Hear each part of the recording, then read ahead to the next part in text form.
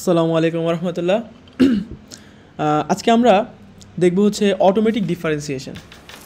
এর আগের ক্লাস দুটোতে আমরা দেখছিলাম কিভাবে পাইথন দিয়ে ডিফারেন্সিয়েশন করতে হয় এবং সিম্পাই লাইব্রেরি ইউজ করে আমরা কিভাবে একদম অ্যানালিটিক্যাল যেই অ্যাপ্রোচগুলো ইউজ করে আমরা যেভাবে করতাম আর কি, মানে একটা ফাংশনকে ডেরিভেটিভ করার পরে যেই ফাংশনটা আসতো ডিরেক্টলি আমরা ওই ফাংশনটা কীভাবে বের করতে পারতাম। ঠিক আছে, সো আজকে আমরা সেই পরিপ্রেক্ষিতে আমরা আজকে অটোমেটিক ডিফারেন্সিয়েশন এটা বোঝার চেষ্টা করব। ওকে, সো আর কথা না বাড়িয়ে পড়া শুরু করি। দেখো, automatic differentiation method ব্রেকস down the functions into common functions. আচ্ছা, এর আগে একটু বলে নেই যে আমরা আগের যেই অপারেশনগুলো ছিল এগুলোর মধ্যে কিছু প্রবলেম ছিল। যেমন হচ্ছে গিয়ে তোমার সিম্পাই ফাংশনের যে অ্যাপ্রোচটা ছিল সিম্বলিক ডিফারেন্সিয়েশন, ওখানে কিছু সমস্যা ছিল, কারণ অনেক সময় এটা করতে পারতো না এবং ওটার টাইম লিমিটেশন ছিল। আবার হচ্ছে কি আমরা নিউমেরিক্যাল যে অপারেশনগুলো করতাম যে পয়েন্টগুলো বের করতে, তো এখানে যেমন এই যে এটা একটা ভুল করছিল, যেমন এখানে মাঝখানে দুটো পয়েন্ট চলে আসে, যেটা আসলে থাকার কথা ছিল এই পয়েন্ট দুইটা -1 এবং 1 থাকার কথা ছিল, মানে কিছু লিমিটেশনস আছে।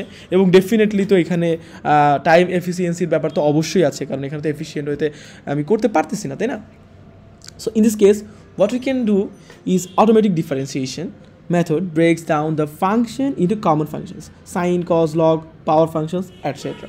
So and constructs the computational graph consisting of the basic functions. আচ্ছা, আমরা মানে যেই কমন ফাংশনগুলোতে আমরা ভেঙে তারপরে ওইখান থেকে আমরা কী করবো, কনস্ট্রাক্ট করবো যে computational graph consisting of basic ফাংশনগুলোর গ্রাফ বানাবো। Then the chain rule is use to compute the derivative at any node of the graph. It is most commonly used approach in machine learning applications and neural networks. So আমরা mainly যে neural নেটওয়ার্কগুলো use করবো, যেখানে আসলে millions of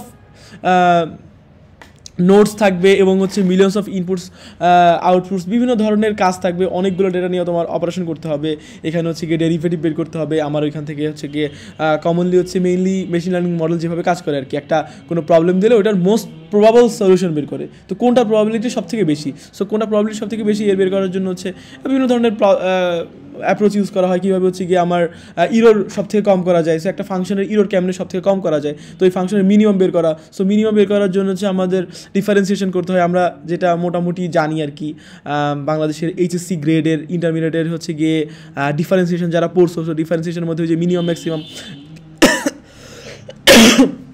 কীভাবে বের করতে হয় আর কি, ওই যে একটা পদ্ধতি পড়ছো না তোমাদের চ্যাপ্টার 9-এর শেষের দিকে, হচ্ছে ওই যে ক্রিটিক্যাল পয়েন্ট কীভাবে বের করতে হয়। সো হচ্ছে গিয়ে একবার ডেরিভেটিভ করার পরে 0 ধরে তারপর এক্সের কোন কোন মানের জন্য হচ্ছে গিয়ে পাওয়া যায়, সো ওই মানগুলোর জন্য ম্যাক্সিমাম নাকি মিনিমাম পাওয়া যায়, ওইগুলো বের করা শিখছিল আর কি। সো যাই হোক, ওগুলো আমরা আস্তে আস্তে একটু দেখি।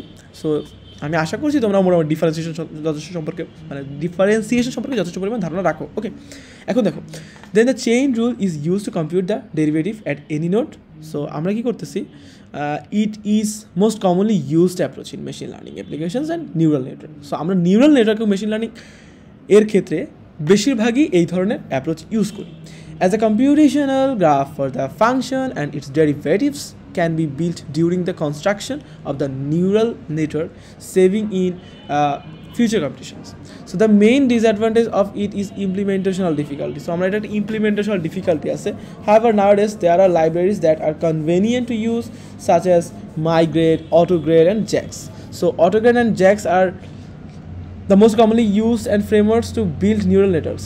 JAX brings together AutoGrade functionality for optimization problem and XLA, accelerated linear algebra, compiler for parallel computing. So amra the syntax for AutoGrade and JAX are slightly different, so it would be overwhelming to cover both at this stage. So in this notebook আমরা কি করব, আমরা শুধুমাত্র automatic differentiation Jacks দিয়ে করবো। ঠিক আছে, একটা ভালো করে শিখো না, একটা ভালো করে শিখলে দেখবো যে ব্যাপারগুলো এমনিই বুঝবা, কোনো প্রবলেম হবে না। আমরা জ্যাক্সটাকে একটু বুঝি। ঠিক আছে, দেখো, to begin with load the required libraries. আগে আমার কী করতে হবে, লাইব্রেরি লোড করতে হবে, তাই না?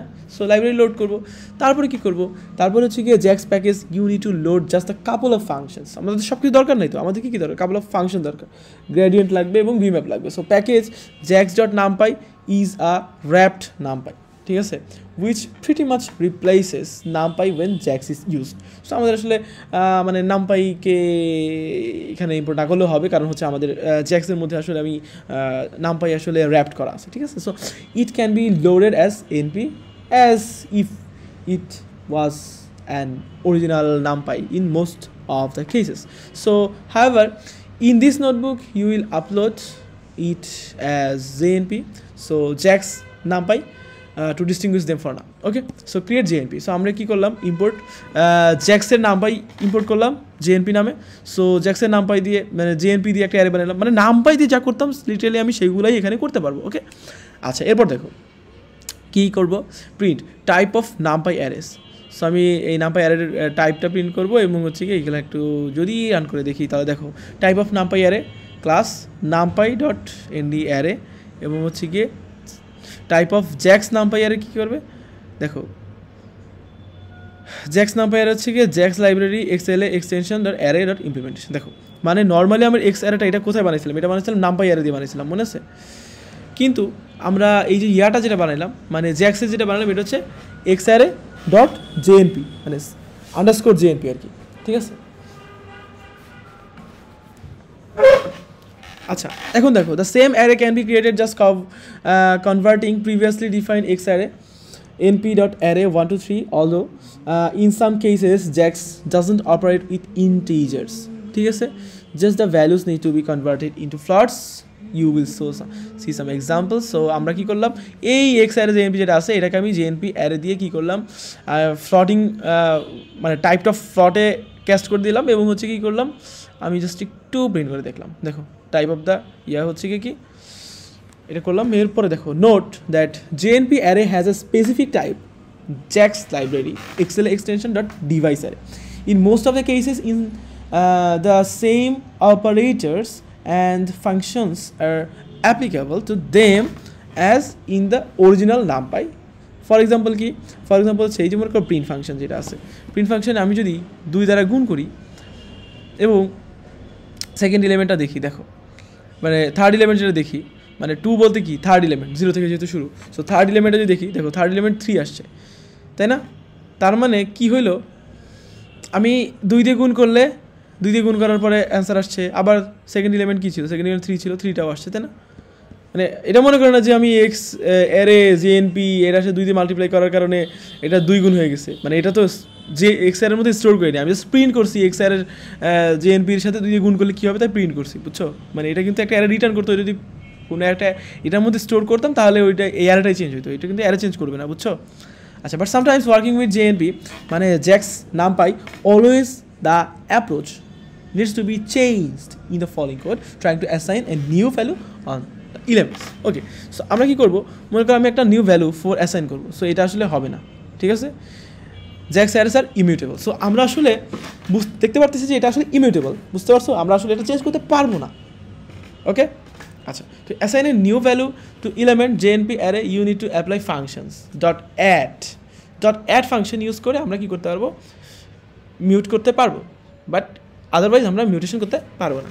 Okay, stating which element to update, so add হচ্ছে গিয়ে কোন এলিমেন্ট আপডেট করবো সেটা, এবং সেট ভ্যালু দিয়ে আমরা ভ্যালু সেট করবো।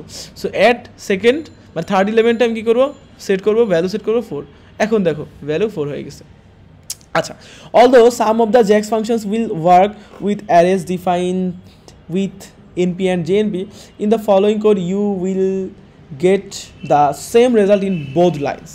আচ্ছা দেখো প্রিন্ট কি করলাম, jnp.log, এখান থেকে আমি যদি একটু দেখাই, দেখো এখানে কি হয়েছে, আমরা কি করলাম যে সাম জ্যাক্স ফাংশন উইল ওয়ার্ক, আমি যদি লগ ইউজ করি যদি মানগুলো বের করি তাহলে এগুলো বের করতে পারি।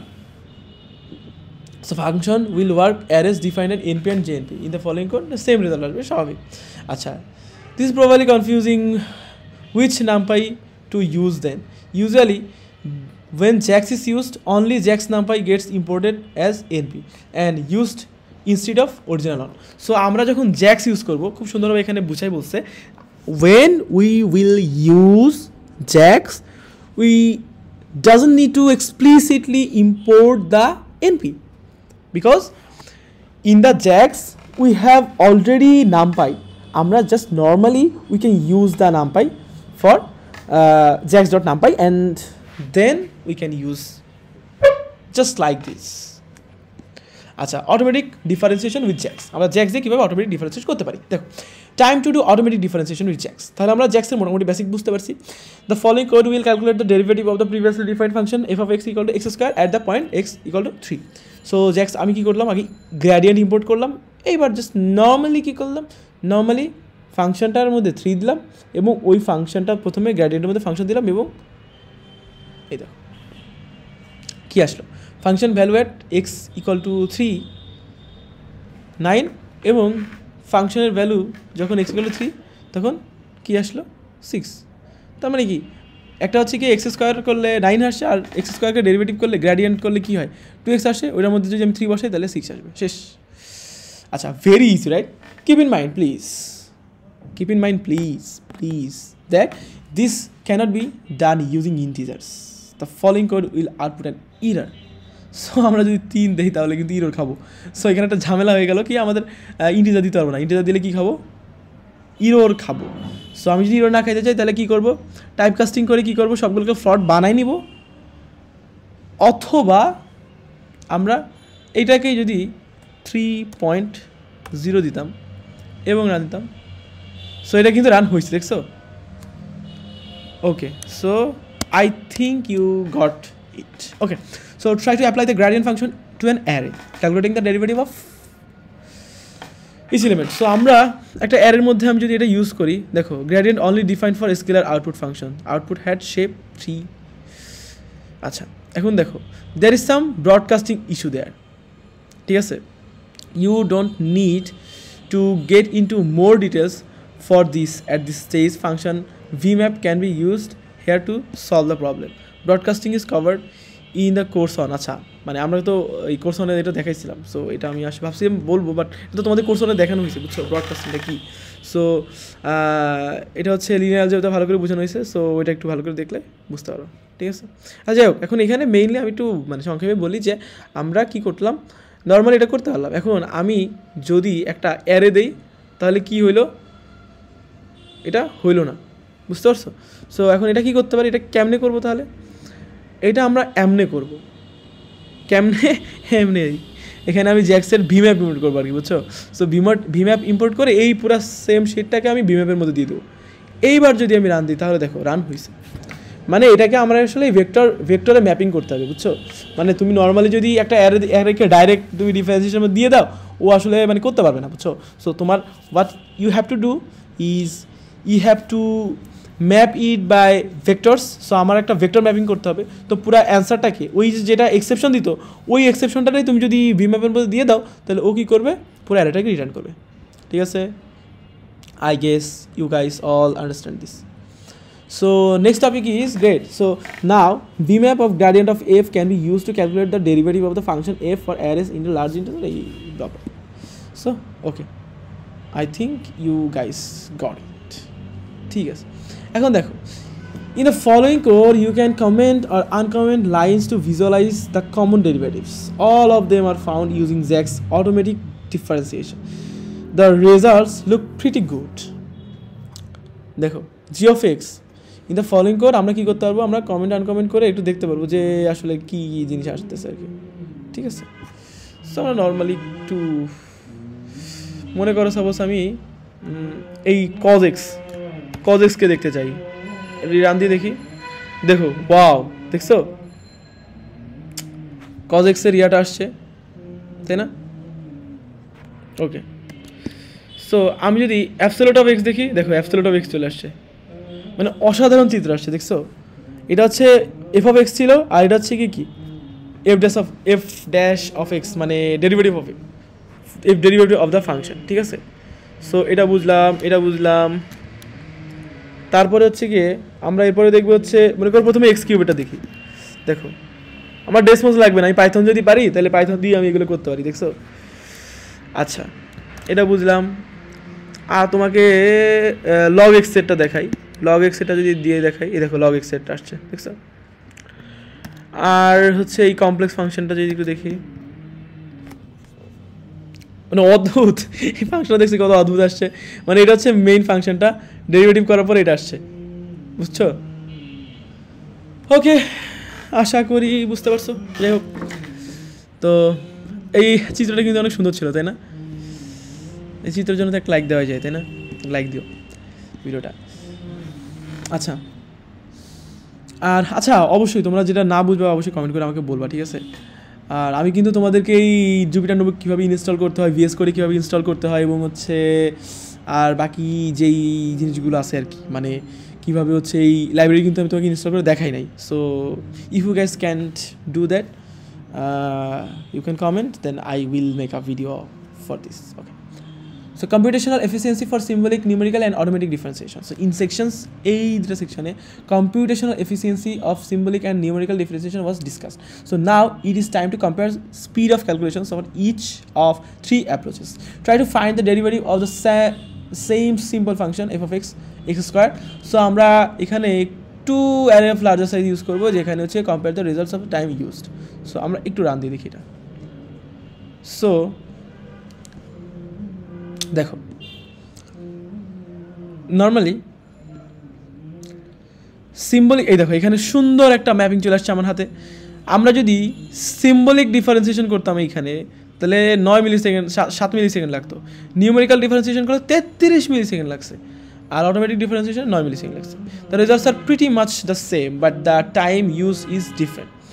So numerical approach is obviously inefficient when differentiation needs to be performed many times, which happens a lot training machine learning models. So এটা একটা ঝামেলা মেশিন লার্নিংয়ে, যেহেতু millions of ডেটাকে তোমার ট্রেন করতে হবে। So this is very inefficient and unrealistic.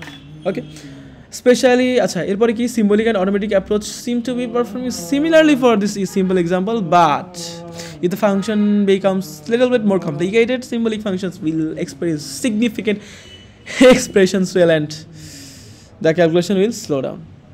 Sometimes the execution time result may vary slightly. So especially for automatic differentiation, you can run the code a few times to see different outputs, and the influence of the calculation numerical differentiation is slower. So এটা definitely দেখা যাচ্ছে numerical R time it function দিয়ে আমরা একটু দেখতে পারি। So define the some polynomial function, আমরা যদি একটু দেখি রান দিয়ে, দেখো সিম্বলিকে লাগছে 213 মিলি সেকেন্ড আর অটোমেটিক্যাল লাগছে 36 সেকেন্ড। দেখো একটু আগে সিম্বলিকে কী লাগছিল 7 মিলি সেকেন্ড, অটোমেটিকে 9 মিলি সেকেন্ড না? এটা দিয়ে কি আমি মানে কনক্লুশন যেতে পারতাম না? আমরা অন্য কোনো ফাংশন আছে যেগুলো দেখো সিম্বলিকে লাগছে 213 আর অটোমেটিক মাত্র 36 সেকেন্ড মিলি সেকেন্ডে করে ফেলছে। স্টিল আসলে 36 মিলি সেকেন্ড অনেক কম, মানে 1 সেকেন্ডের 1000 ভাগের 1 ভাগ হচ্ছে 1 মিলি সেকেন্ড, সেটার মাত্র 36 মিলি সেকেন্ড, মানে স্টিল অনেক অনেক অনেক অনেক কম। বাট তারপরেও কিন্তু মেশিন লার্নিং মডেলে আরও মিলিয়ন্স অফ ডাটা যখন করবো তখন কিন্তু ঝামেলা হয়ে যাবে। So again the results are similar, but automatic differentiation is times faster. So that's the fact. With the increase of function computation graph, the efficiency of the automatic differentiation compared to the other methods rises, because auto differentiation method uses chain rule.